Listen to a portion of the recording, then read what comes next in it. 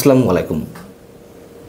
বাংলাদেশ বিনিয়োগ উন্নয়ন কর্তৃপক্ষ বিডার নির্বাহী চেয়ারম্যান আশিক বিন মাহমুদ চৌধুরী তার একটি ছবি গত 2 দিন আগে বেশ ভাইরাল হয়েছে। একটা অত্যাধুনিক রাইফেল হাতে তিনি সেটি পর্যবেক্ষণ করছেন। ছবিটি ফেক নয়। তিনি তুরস্কের একটি বহু পুরনো এবং নামকরা অস্ত্র ভাণ্ডার পরিদর্শনে গিয়েছিলেন। কেন তিনি অস্ত্র ভাণ্ডার পরিদর্শনে গিয়েছিলেন, এই প্রশ্নের সঙ্গে এর পিছনে আরও অনেক ধরনের গুরুতর প্রশ্ন জড়িয়ে রয়েছে এবং অনেকের কাছে বেশ রহস্যজনক বিষয়টি। আমি সে বিষয়ে আসছি।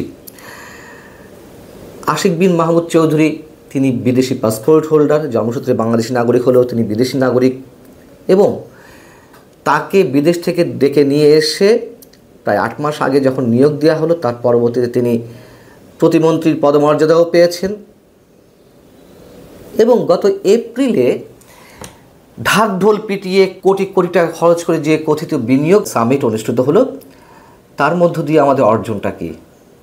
অর্জন এটুকুই, তখন তিনি জানিয়েছিলেন যে 3100 কোটি টাকার বিদেশি বিনিয়োগের ঘোষণা এসেছে, প্রতিশ্রুতি এসেছে, আসেনি। কিন্তু এরকম অনেক প্রতিশ্রুতি বাংলাদেশ সরকার এখন আমাদের শোনাচ্ছে। বরং তিনি নিয়োগ পাওয়ার পর থেকে গত 8 মাসে বিদেশি বিনিয়োগটা আসেনি, বরং কমেছে। তবে একটি জায়গায় তিনি সফলতার দিকে যাচ্ছেন এমনটি তিনি দাবি করতেই পারেন। সেটি হচ্ছে দেশে সমরাস্ত্র নির্মাণের ক্ষেত্রে মেড ইন বাংলাদেশের স্বপ্ন তিনি দেখিয়েছিলেন এবং তারই অংশ হিসেবে তিনি তুরস্কের অস্ত্র ভাণ্ডার পরিদর্শনে গিয়েছিলেন। এই পর্যন্ত শেষ হলে আমাদের কোনো আপত্তি থাকতো না যদি এর পেছনের প্রশ্নগুলো খুবই যৌক্তিক না হতো। তিনি তার এই সফরের জায়গা থেকে বলা হচ্ছে যে তুরস্কের সঙ্গে সামরিক সরঞ্জাম উৎপাদনে যৌথ সহযোগিতার পথ খুঁজে বের করে এবং বাংলাদেশের গোলাবারুদ ও সামরিক যান তৈরির একটি নতুন কারখানা স্থাপনের পদক্ষেপ হিসেবে তার এই সফর। এবং আরেকটি বিষয় বলে রাখি, তার এই অস্ত্র ভাণ্ডার পরিদর্শনের খবরটি কিন্তু বাংলাদেশের সব মিডিয়ায় আসেনি, হাতে গোনা 2-1টি গণমাধ্যমে এসেছে। কেন বাংলাদেশের সব গণমাধ্যমে আসেনি, এটিও অনেক বড় একটি প্রশ্ন। তো আশিক বিন মাহমুদ চৌধুরী বলছেন যে আমরা তুর্কি বিশেষজ্ঞদের টেকনিক্যাল এক্সপার্টিস গ্রহণ করে বাংলাদেশে নিজস্ব সামরিক কারখানা প্রতিষ্ঠার লক্ষ্য নিয়ে এগোচ্ছি।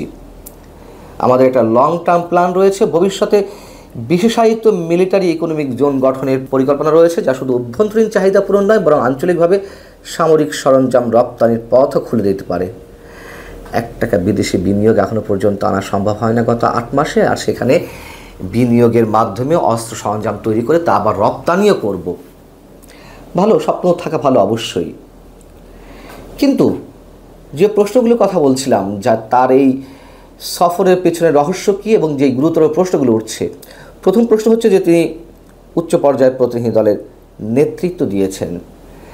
তার এই উচ্চ পর্যায়ের প্রতিনিধি দলে কি সেনাবাহিনীর কোনো প্রতিনিধি ছিল, কোনো সামরিক বিশেষজ্ঞ তাদের পক্ষ থেকে ছিল?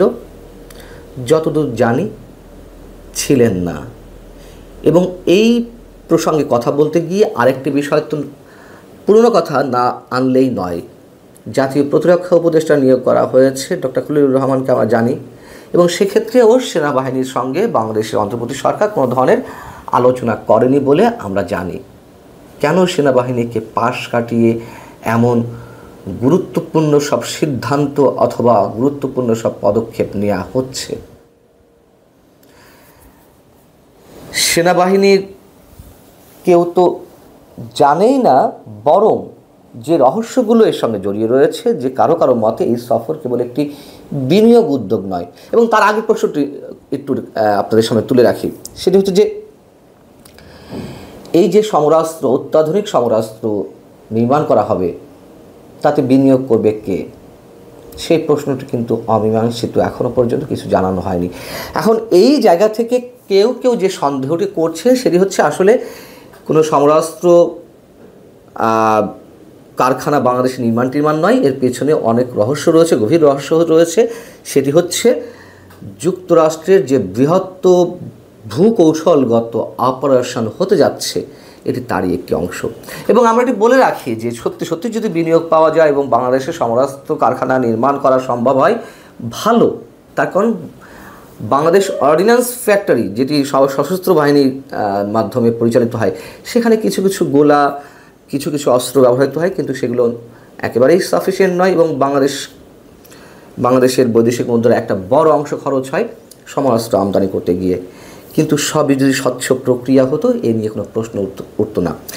এখন যুক্তরাষ্ট্রের যে বৃহৎ ভূকৌশলগত অপারেশন, তার একটি প্রাথমিক পদক্ষেপ আমরা জানি যে বাংলাদেশের কাছ থেকে করিডোর চাইছে। সরকার যদিও বলছিল কথিত মানবিক চ্যানেল, যাই হোক, এর মধ্য দিয়ে বাংলাদেশ একটা প্রক্সি যুদ্ধে জড়িয়ে পড়বে, ছায়া যুদ্ধে জড়িয়ে পড়বে এবং যুক্তরাষ্ট্রের অর্থায়নে তুরস্ক থেকে এই অস্ত্রগুলো আনা হবে আরাকান আর্মির হাতে পৌঁছে দেওয়ার জন্য। এখন অনেকে প্রশ্ন করতে পারেন যে এগুলোর জন্য তাহলে বিডার নির্বাহী চেয়ারম্যানকে যেতে হবে কেন, সেই প্রশ্ন আমাদেরও। আর গেলেনি যদি, তাহলে যে প্রশ্নগুলো একটু আগে করলাম সেই প্রশ্নগুলো উত্তর তো মেলে না। এই জন্যই বলছি বেশ রহস্যের এই বিষয়গুলো। ভারত পাকিস্তান যে যুদ্ধ শুরু হয়ে যাওয়ার পথে ছিল বা প্রাথমিক যুদ্ধ আমরা দেখলাম, সেটি আপাতত অবসান ঘটলেও সেখানে পাকিস্তানকে পুরোপুরি সমর্থন দিয়েছে তুরস্ক এবং সেই জায়গা থেকে ভারতের সঙ্গে তুরস্কর সম্পর্ক এই মুহূর্তে সাপে নেউলে। আবার তুরস্কর অস্ত্র আসবে মিয়ানমারে, চীনের অস্ত্রই তো মিয়ানমারের সামরিক বাহিনী ব্যবহার করে। যদি এই অস্ত্র সামরিক বাহিনীর হাতে যাবে না মিয়ানমারের, সেখানে আরাকান আর্মির হাতে যাবে।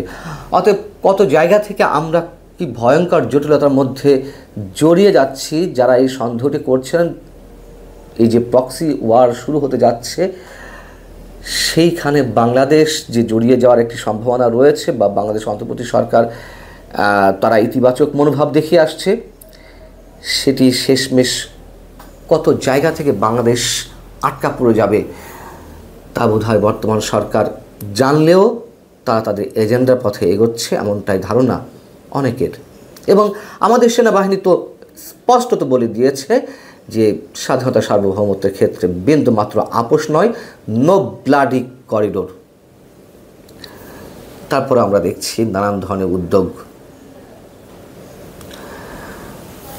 আশিক বিন মাহমুদ চৌধুরী, তাকে নিয়ে অনেক প্রশ্ন রয়েছে। তিনি যখন বিদেশি বিনিয়োগ সম্মেলনে যে প্রেজেন্টেশনটি দিলেন, দেখতে খুব ভালো, আকর্ষণীয়, সেটি নিয়ে মিডিয়ার কি তুমুল লাফালাফি। বাংলাদেশের মিডিয়া এটি নিয়ে কেন লেখালেখি করছে না? এর ভেতরে খবরটা কি? যে প্রশ্নগুলো অ্যারাইজ করলো আপনাদের সামনে, সেই প্রশ্নগুলোকে কেউ তুলছে না? তুললে কেন তুলছে না? দর্শক, প্রশ্নগুলো উত্তর মেলানো খুব জরুরি। ভালো থাকুন সবাই। আল্লাহ হাফিজ।